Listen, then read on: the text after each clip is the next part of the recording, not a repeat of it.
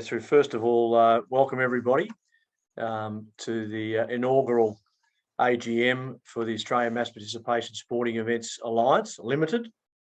We're very pleased to be able to stage this AGM today, and it's important that in the development of our industry, particularly following COVID, and in moving forward, that we present the united front and we keep working together, particularly under the auspices of a peak body, which we'll explain a little bit more throughout the AGM today. This is actually a fully constituted meeting of the Australian Mass Participation Sporting Events Alliance Limited, a non-for-profit company limited by guarantee that was formed in December 2020. So this is our first annual meeting.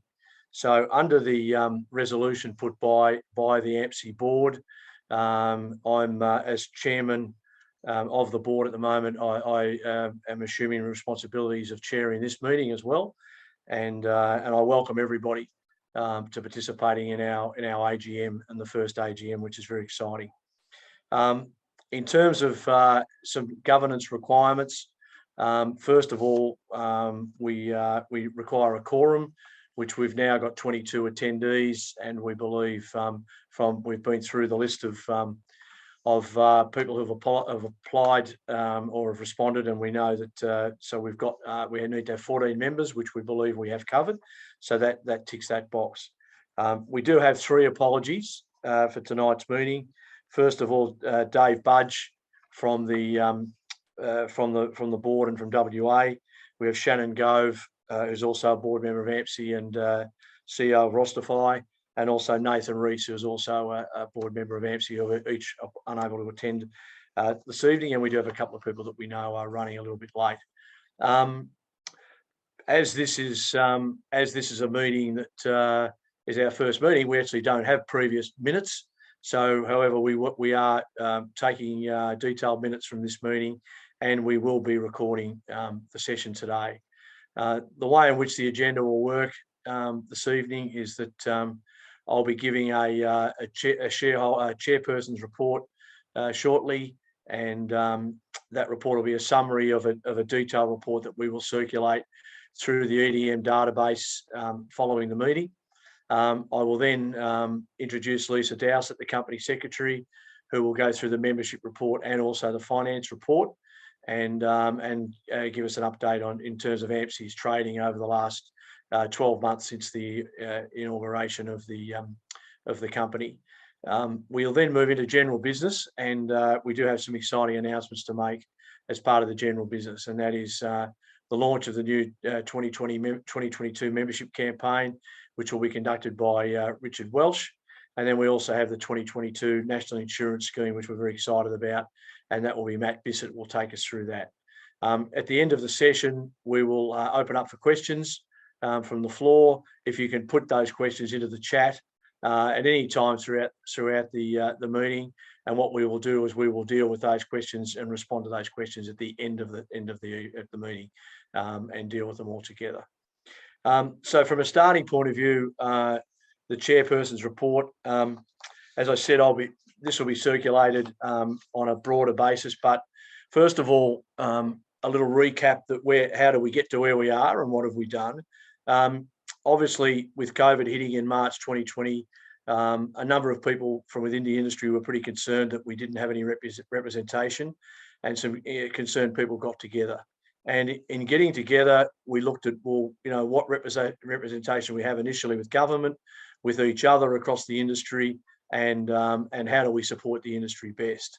And that group was formed all on a volunteer basis, a pro bono basis, and it was decided that an MOU would be written to form an alliance. And within the terms of that MOU, there would be 2 levels of membership, one being the participation of the board members, who are giving of their time and in some cases money and staff and resources. And also then there would be a general membership category. And I'll report on those numbers shortly. The 3 key elements of our board and of the charter were, number one, it was direct engagement with government. and which we have continued to do over the last 18 months and are moving forward with, hopefully positively. And we'll talk a little bit more a little later on that. The second point was best practice. It was very clear that going through COVID, none of us had ever been through anything like this before, and we needed to be able to find out the best way to operate. What is a COVID safe plan? How do we operate best with government? How do we communicate, and so forth? And that became very important, particularly in 2020, as we went through and we came out the other side. Then what we also felt was really important to make sure we had plenty of media coverage and awareness for our industry, because the reality is our industry is really in limbo. And what we found in dealing with government and through, first of all, the Minister of Sport and also then the Minister for Tourism, is that mass participation sporting events had fallen through the cracks. The government has a charter in place for professional sport. It has a charter in place for community sport, but for professional organisations such as mass participation, where we're run by private businesses, there is no charter. So it became very, very apparent that as well as working with government seeking funding and doing multiple representations, multiple meetings directly with ministers, it also became apparent that we need to get our industry positioned within the framework of government in order to enable our industry to access things like funding grants, development programs, business development, staffing programs, coaching, officiating, all of these things that as a business and as an industry we are currently funding and operating, where in other segments of the marketplace they're being funded and supported by government. So that's going to be an important part of our industry going forward. But as I move through the report, I really wanted to take the opportunity to thank quite a number of people. First of all, to the inaugural board members who have who signed up to put a huge amount of time in to Ampsea over the last 2 years. So to Lisa Dowsett, Dave Beach, Richard Welsh, Matt Bissett, Dave Budge, Wayne Larden, Nathan Rees, Susan Calvert, Mark Emerton, Stuart Oldham, Joe Stevens, Cam Hart, Simon Ellison, Shannon Gove and Craig Sheridan all have put in a huge amount into Ampsea. I'd like to recognise them today for the work that they've done. I'd also like to recognise the work of a couple of other people through the organisation. Firstly, from a government perspective or a Australian Parliament perspective, we've had fantastic support from Zali Stegel and also Andrew Brown, who have assisted us particularly at Parliament House. And Zali has done a representation directly on behalf of the industry to Minister Tehan and been lobbying quite aggressively on our behalf, which has been great. I'd also like to thank Steve Monaghetti, Rob De Castella and Benita Willis, who put their hand up early on to participate as ambassadors, and both Steve and Rob have been part of representation to government, which has been really important. From a media perspective, we've had fantastic support from Craig Hayden of Ironman, Nicole Brown and also Wayne Hickson, who have enabled us to get on many television programs, countless radio interviews, been featured in many of the newspapers over the last 18 months. That's been a fantastic support by those guys. I'd also like to recognise Casey Horner, Katie Pastors and Mark Emerton at Elite Energy, who have been helping us behind the scenes with content, websites, development and all that sort of thing. This is a pro bono organisation at this time, and it's something that we need to be really aware of. I'd also like to recognise Simon Ellison and the board at Sports Cover Insurance, who have been a foundation partner of Ampsea. They've assisted us greatly in establishing the company, non-for-profit limited by guarantee, constitutions and so forth, and have covered those costs, which has been a fantastic contribution, and assisted us in appointing Ian Fulliger as our lawyer, and also Grant Thornton as our independent auditors. And so I'd like to thank them sincerely. I'd also like to welcome a couple of other board members who have joined us throughout the journey over the last 18 months, being Hayley Mason of the Shift Agency and also Jeff Meyer of Ironman. And I'd like to recognise we've had a couple of people who departed the board for various reasons, but to thank Susan Calvert, Wayne Larden, Mark Emerton, Stuart Oldham and Dave Beach, who are not working with Ampsea at this point as official board members. In moving forward, Ampsea is really positioning ourselves as a peak body for our industry, and it is so important that we continue to collaborate. We've seen amazing collaborations through our industry over the last 18 months. I think if we all look back 2 years ago to about 2019, we'll see that what we were is a whole group of silos operating independently, and really as competitors, and we should not share or meet at any stage in the middle. Since COVID, the opposite has happened. The level of collaboration, document sharing, solving problems, providing solutions has been outstanding, and I think it's something that as an industry we should all be very, very proud of. It's been wonderful. As part of Ampsea, we're also participate in the Mass Participation World Global Council, and I can say that the structure of Ampsea is unique in terms of there are 25 different countries and territories represented on the Global Council, and we are the only organisation that has broad representation. So on our board and in the charter of what we're trying to achieve, and hopefully, and I'm sure tonight when we talk about some of the programs going forward, that will be recognised. But we have representatives from across the whole industry. We've got event operators, but we've also got insurance, we've got registration platforms, we've got workforce, we've got government represented, and we've got risk and security. So we've got a broad brush approach to the whole industry. We're not just looking at it from a myopic perspective. And I think that's a real strength of what we're doing with Ampsea and what our future can look like going forward. In terms of the future and 2022, we're really determined to consolidate Ampsea as a peak body and really have embrace the industry and get as many people from within our industry actively involved as we possibly can. Three really key parts of what we're trying to achieve for next year. Number one, as I mentioned before, we're still pushing hard with government. We've been told by the Minister's Office and Minister for Tourism that there is a supposed package coming out for events, mass participation events early in the year in 2022. We know there's an election coming. We would hope that sort of support will come to our industry. The reality is that our operators have been expected just to pick the pieces up, have 18 months of being shut down and just start again, and hopefully everything will be back to normal. So we've been pushing hard.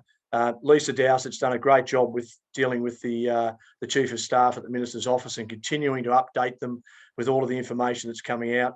And they are telling us positively there is going to be news. So we hope that as we sit here in our AGM, that actually comes to fruition. But I think the other part that we are pushing behind the scenes, and in fact, there's quite an important strategic meeting tomorrow in Melbourne at the National Sports Convention, and it is to get Ampsea and our industry of mass participation recognised by Sport Australia and recognised by the government. And I think that's a really important charter that we have as an organisation, so that because they've admitted to us, two ministers, Minister for Sport, Minister for Tourism, do not know how to handle mass participation events because we are commercial operators. But the reality is we've got 3.5 million unique Australians who do our events every year. We're employing 11,000 people. We've got 21,000 events being operated in our sector every year. And if you compare that to the NSOs and the state sporting organisations as well, our numbers dwarf any of the other organisations. And we know who they are. We track them through the registration platforms. We know we deal with them all the time through databases. It's really important that we are recognised, and it's a message that we're going to be pushing really hard in 2022. The second element of which we're really excited about for next year is the new membership program, which Richard will be talking about shortly. But we'd encourage you to spread the word. It's important that we move from under the MOU. It's a free registration and be part of Ampsea and to receive benefits and so on.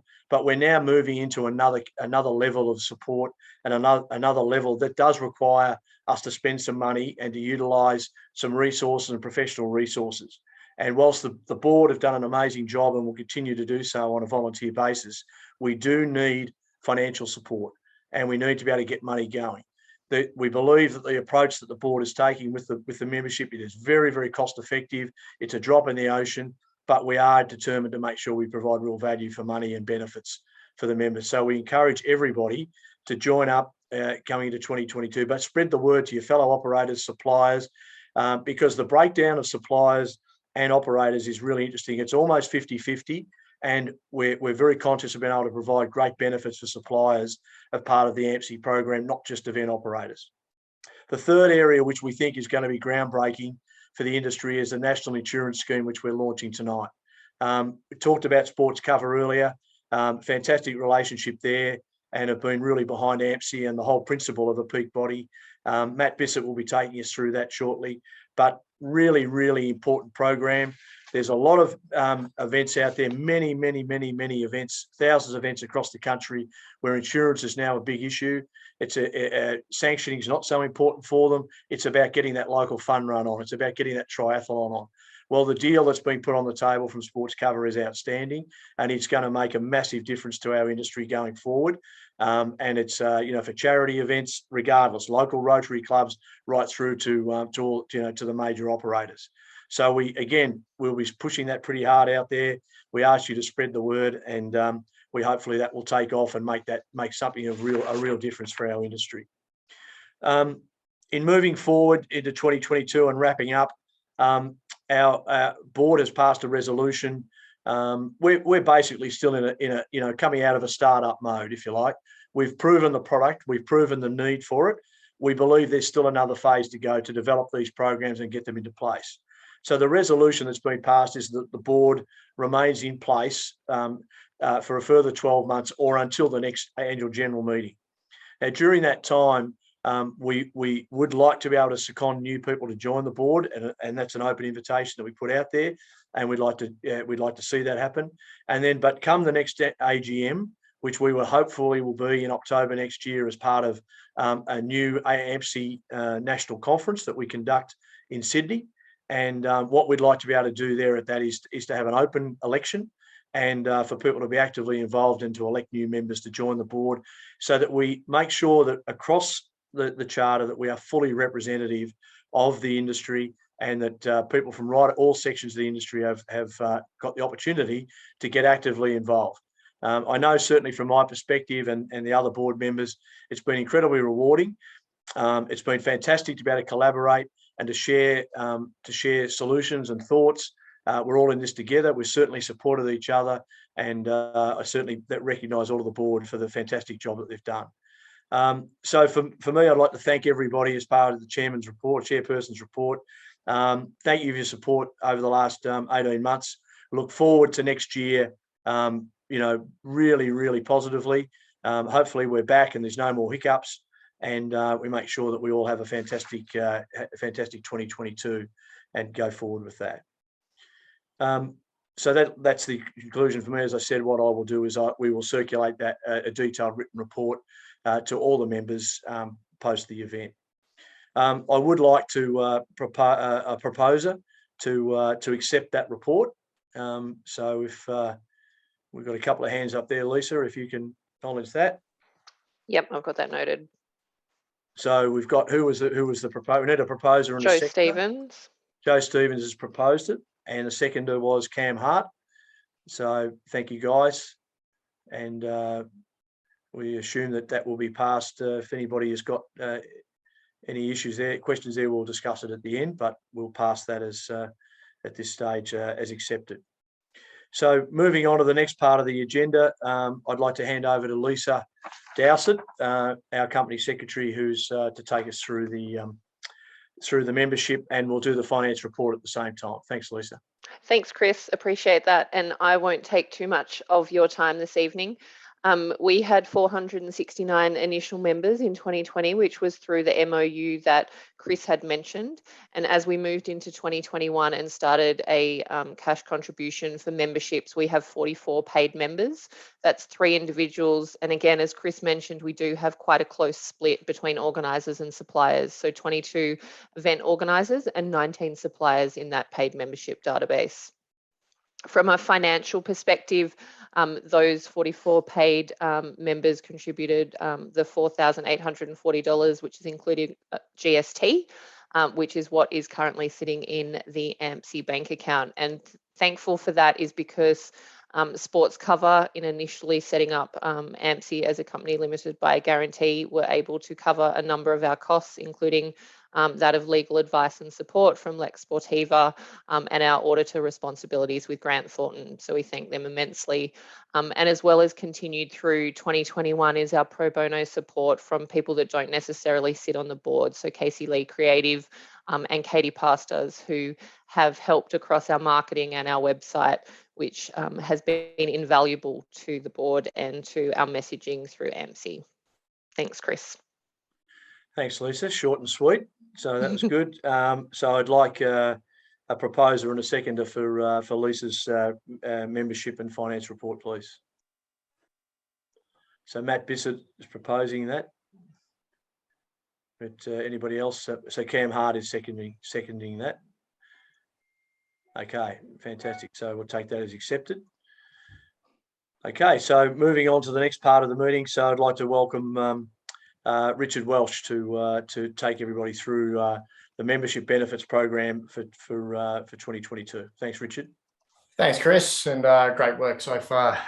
As Lisa alluded to, the only revenue that we've really got at the moment is through our membership program in the first 12 months. So the board in the last few weeks has taken a revision of our membership structure, and we've come up with this new membership proposal that we'd like to present to everybody, with the option to give us questions, give us feedback, but hopefully everybody agrees that it's something valuable for them and would be in a position to support Ampsea moving forward. So a couple of the benefits that will be in there, as Chris said, we'll be having a conference next year in September in Sydney, and all members, regardless of the level, and we've got a couple of tiers we'll talk through on the next page, will receive a $100 discount for attending that conference.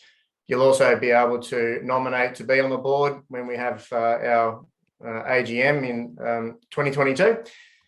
We'll have an authenticity badge that we'll be appointing to events as their members and to suppliers as well, and under an Ampsea membership badge. You'll get a website listing referencing your business, and you'll also be eligible to receive newsletters from us with industry-wide updates. And naturally, if we get any funding in the deals that Chris was talking about with the federal government, then you'll be privy to that information that when we receive it as well and send it out. In addition to that, breaking it down, suppliers in particular will have a supplier register on our website, and as a supplier, you'll be able to put offers through to members, and you'll be able to access the promotional opportunities at our annual conference. And for event organisers, you'll be able to tap into our national insurance scheme, which is coming up in a highlights package from Matt Bissett just around the corner from when I've finished. So we'll run into the costs for the new look. We've broken it down into two tiers. You'll see it's pretty simple. If you're an event organizer, you might be a regional event, or you might put on one event a year or whatever. If your total participants for the year is less than 10,000, it's only $100 for you to become a member. Or if you're an individual and you might have won a local fun run, loves the industry, or you know someone who's a avid fan of it and wants to throw their support behind us, it's only $100 for an individual or a small event organizer to do it. If you're an event organizer with an accumulation across all your events of greater than 10,000 or more for the year, or if you're an event supplier, whether it's providing road barriers, race numbers, timing, registration platforms, insurance, whatever it might be, then $250. And it's kind of like running an event. You know, we're hoping that we get mass scale on this, so it can really be a nice little account with the intention for us to do some really heavy hitting things for the industry as a whole. And for the time being, this is our only form of income, and all of that will be going towards, all the income that we get will be going towards supporting the Ampsea industry across Australia. And I think that wraps up our membership offering for 2020. Thank you, Richard. Thanks, Richard. If anybody's got any questions on that, certainly very open to do that at the end So please feel free. We'll be launching that formally early in the new year, and it will be. It's something we're very passionate about. It's important that we have as many people as possible. So I'd like a proposer and a seconder, please. Anyone who hasn't appeared as yet on the screen. So I think there's Hayley has put her hand up to propose that, and Joe, you're the seconder. Thank you, guys. So well done, Richard. Good job. So now the National Insurance Scheme, which Matt Bissett's going to take us through. Thanks, Matt. Thanks, Chris. So one of the key risks that Ampsea has identified to our industry over the short to the long term is getting insurance coverage for mass participation events. So one of the key tasks that we've taken on this year is to try to mitigate that risk. And we've been lucky enough to be able to work with Sports Cover to establish a program that Sports Cover is going to be offering for the first 12 months to see how this rolls out. Those of you who are not aware, Sports Cover is an established insurer, been around for 35 years, providing coverage in the sports and leisure sector. And we've been welcome to Sports Cover to actually work with us really closely on developing this. So, but the basis of the policy is providing two tiers, two different types of insurance. And we'll skip to the next slide if we can. First one being public liability insurance at a level of 20 million, and the second one being personal accident insurance. These insurance policies can be coupled, so you don't have to offer both together, but the public liability one is a required one. And we've worked with Sports Cover to come up with a pricing model, which really works closely and represents what we feel is a good representation of the mass participation market on a per person basis. The applications for this would be open to all members, all event organizer members, and the applications will be available on the website this side of Christmas.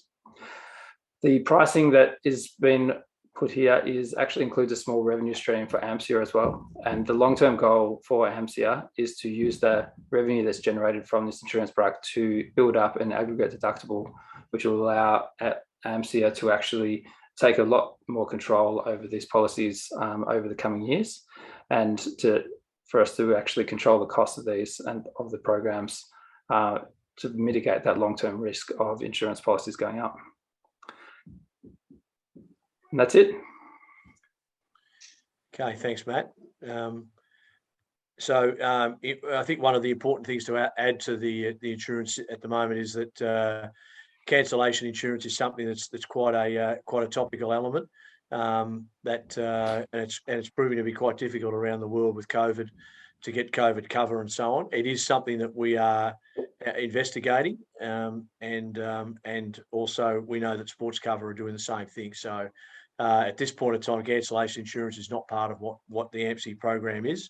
However, this is a watch this space, and we are moving forward, looking to develop anything that we're able to do so to help the industry in that area.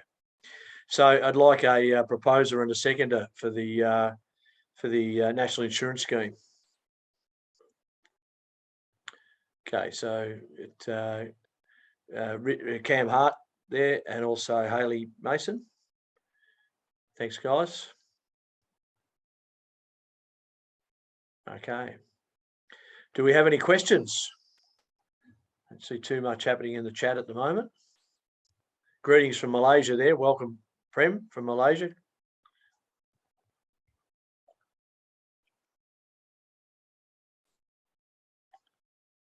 Nobody else is giving us any questions there.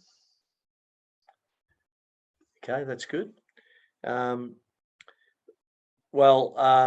Matt said, what we'll be doing is both the membership program and the National Insurance Scheme will be posted on the website. We'll be pushing it out to our database pre-Christmas, and these are going to be programs that will be of great benefits to the industry, for suppliers. It's going to be an opportunity for you to promote to event operators and make sure your services are out there through the Ampsea website. For the National Insurance Scheme, for operators, and we know that there are already a number out there, number of event operators that have been unable to get insurance or are struggling, or the pricing has gone up dramatically. We're sure this is going to be music to your ears, But I think one of the important things with this is, in order to access the National Insurance Scheme, you need to be an Ampsea member. So that's a big part of the membership campaign. So really important to be able to do that. I think looking into 2022, it's going to be fantastic that we can finally start being face-to-face. The interesting thing is that there's many of us on the board that have never met face-to-face. We've met virtually over the last 2 years. So that's going to be great to be able to share with the industry. And I'd encourage everybody that is involved with Ampsea and the Mass Participation Events Alliance. We'll